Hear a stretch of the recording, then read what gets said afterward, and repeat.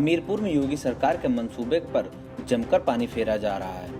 सरकार ने लॉकडाउन के बाद से गरीबों को 2 वक्त की रोजी रोटी के लिए नवंबर तक महीने में 2 बार राशन देने का आदेश दिया है, लेकिन कुरारा क्षेत्र भैंसापाली गांव के कोटेदार की दबंगई और गुंडागर्दी के चलते राशन वितरण में जमकर धांधली की जा रही है। यहाँ कोटेदार रामप्रसाद खुलेआम शासन सत्ता से बेखौफ होकर कम राशन तौल रहा है, लेकिन शिकायत के बावजूद अब तक इस पर कोई कार्रवाई नहीं हो रही।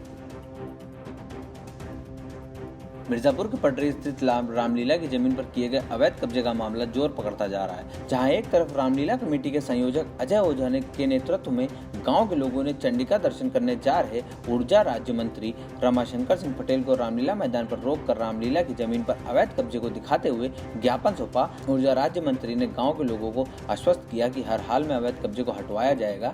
इस मौके पर विश्व हिंदू परिषद के क्षेत्रीय सत्संग पूर्वी उत्तर प्रदेश के प्रमुख दिवाकर ने कहा कि 1 सप्ताह के अंदर प्रशासन को हर हाल में अवैध कब्जे को हटवाना ही होगा। उधर मौके पर पहुंचे नायब तहसीलदार योगेंद्र कर्ण शाह ने क्षेत्रीय लेखपाल को नोटिस चस्पा करके अवैध कब्जाधारी को कब्जा हटाने का निर्देश दिया। सोमवार तक स्वयं कब्जा नहीं हटाया तो तहसील प्रशासन पूरी तैयारी से अवैध कब्जा हटवा देगा। योगी सरकार में बदमाशों पर पुलिस का खौफ इस कदर बैठ गया है, वह अब अपराध करने से भी तौबा करने लगे हैं। पुलिस की सख्ती का ही डर है कि 15,000 के इनामी बदमाश ने डर के चलते आत्मसमर्पण कर दिया। पूरा मामला संभल के नखासा थाना का है, जहां आज एक बदमाश ने गले में पट्टी डालकर थाने पहुंचा, इंस्पेक्टर के पैरों में गिड़गिड़ाते हुए आत्मसमर्पण कर दिया। पुलिस अधीक्षक यमुना प्रसाद ने बताया कि नईम उर्फ बड़ा नाम के शातिर अपराधी ने समर्पण किया है। वो कृषि में वांछित चल रहा था। जनपद संभल में अपराध एवं अपराधियों के विरुद्ध लगातार अभियान जारी है।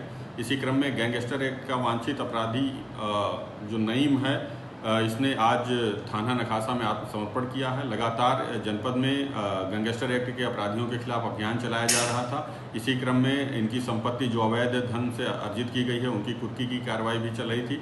इसी के डर से ये बदमाश नईम उर्फ बड़ा पुत्र अमीन निवासी मंसूर माफी थाना नखासा क्षेत्र में आकर के आत्मसमर्पण किया है।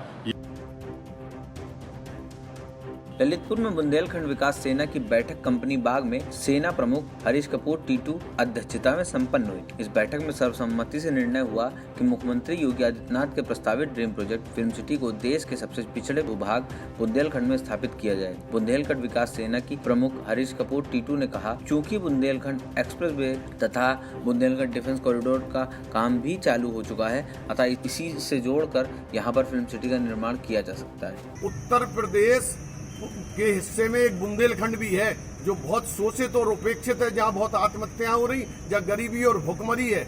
अगर प्रदेश का कोई हिस्सा पिछड़ा और गरीब रहेगा तो वो प्रदेश अपंग कहलाएगा।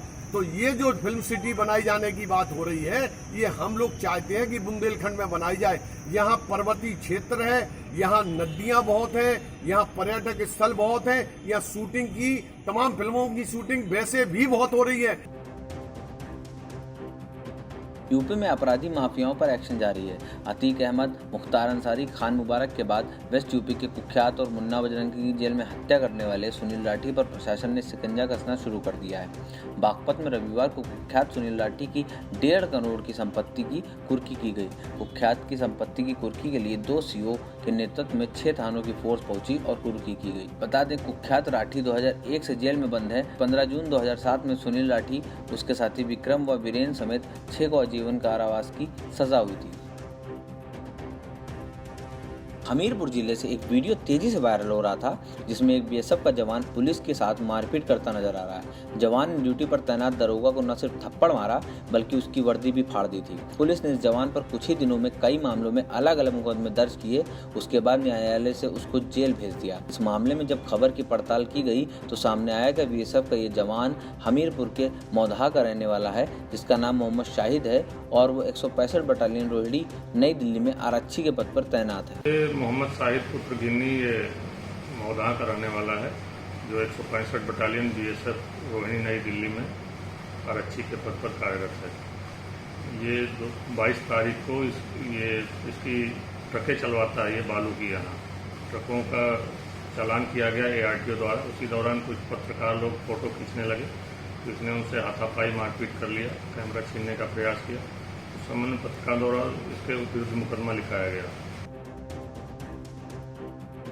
अयोध्या फैसले के बाद अब मथुरा की ईदगाह का जामा मस्जिद पर कृष्ण जन्मभूमि पर अपना हक जताने पर देवबंदी उलेमा मुफ्ती असद कासमी ने एतराज जताते हुए कहा कि बाबरी मस्जिद का जो फैसला आया, जो कोर्ट में फैसला सुनाया, वह दुनिया जानती है किस आधार पर कोर्ट ने फैसला सुनाया, लेकिन कोर्ट का फैसला था और मुसलमान इस चीज़ को पहले से ही कहता चला आ रहा था कि कोर्ट जो भी फैसला सुनाएगा वह मंजूर होगा और मुसलमानों ने कोर्ट के फैसले का स्वागत किया। लेकिन अब कुछ फिरका परस्त लोग फिर दोबारा इस तरह की नापाक हरकतें कर रहे हैं।